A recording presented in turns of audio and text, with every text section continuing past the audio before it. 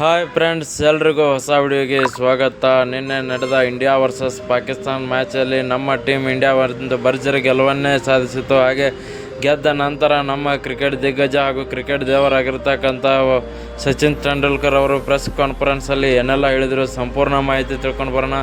ಅದಕ್ಕಿಂತ ಮುಂಚೆ ನೀವು ಕೂಡ ಒಬ್ಬ ಭಾರತ ಟೀಮಿನ ಅಭಿಮಾನಿಯಾಗಿದ್ದರೆ ಈಗಲೇ ನಮ್ಮ ಚಾನಲ್ನ ಸಬ್ಸ್ಕ್ರೈಬ್ ಮಾಡ್ಕೊಳ್ಳಿ. ಹಾಗೆ ಪಕ್ಕದಲ್ಲೇ ಇರೋ ಬೆಲ್ ಐಕನ್ ಮೇಲೆ ಆಲ್ ಅಂತ ಕ್ಲಿಕ್ ಮಾಡ್ಕೊಳ್ಳಿ. ನಾವು ಯಾವುದೇ ಹೊಸ ವಿಡಿಯೋ ಅಪ್ಲೋಡ್ ಮಾಡಿದರೂ ಮೊದಲು ನಿಮಗೆ ನೋಟಿಫಿಕೇಷನ್ ಬರುತ್ತೆ. ಮೊದಲನೇದಾಗಿ ನೋಡೋದಾದರೆ ಸಚಿನ್ ತೆಂಡೂಲ್ಕರ್ ಅವರು, ನಾನು ಕೂಡ ಈ ಮ್ಯಾಚನ್ನು ಲೈವ್ ನೋಡ್ತಾ ಇದ್ದೆ. ಲೈವ್ ನೋಡೋ ಟೈಮಲ್ಲಿ ಅಭಿಷೇಕ್ ಶರ್ಮಾ ಅವರು ಫಸ್ಟ್ ಬಾಲ್ಗೆ ಔಟ್ ಆಗ್ತಾರೆ.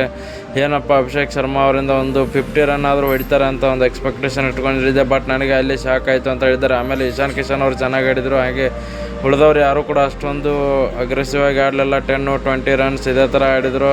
ಹಾಗೆ ಬಾಲಿಂಗಲ್ಲಿ ಒಂದು ಕಮ್ಬ್ಯಾಕ್ ಮಾಡಿದರು. ನನಗೆ ಅದು ತುಂಬ ಲೈಕ್ ಆಯಿತು ಅಂತ ಹೇಳಿದ್ದಾರೆ. ಯಾಕಂದರೆ ಬಾಲಿಂಗಲ್ಲಿ ಎಲ್ಲರೂ ಕೂಡ ಒಂದು 2-3 ವಿಕೆಟ್ ತೆಗೆದುಕೊಳ್ಳೋದ್ರ ಮೂಲಕ ಪಾಕಿಸ್ತಾನ ತಂಡವನ್ನು ಒಂದು ಬ್ಯಾಟ್ಸ್ಮನ್ಗಳ ಚಳಿ ಬಿಡಿಸಿದ್ರು ಅಂತಲೇ ಹೇಳಿದ್ದಾರೆ. ಯಾಕಂದರೆ ಒಂದು ನಮ್ಮ ಭಾರತ ತಂಡಕ್ಕೆ ಈ ಗೆಲುವು ಬೇಕೇ ಬೇಕಾಗಿತ್ತು. ಅದು ಪಾಕಿಸ್ತಾನ ವಿರುದ್ಧ ಒಂದು ತುಂಬಾ ಚೆನ್ನಾಗಿ ಮ್ಯಾಚ್ ಆಡಿದರು ಅಂತ ಹೇಳಿದ್ದಾರೆ. ವಿಡಿಯೋ ಇಷ್ಟ ಆಗಿದ್ದರೆ ಲೈಕ್ ಮಾಡಿ, ಶೇರ್ ಮಾಡಿ, ಸಬ್ಸ್ಕ್ರೈಬ್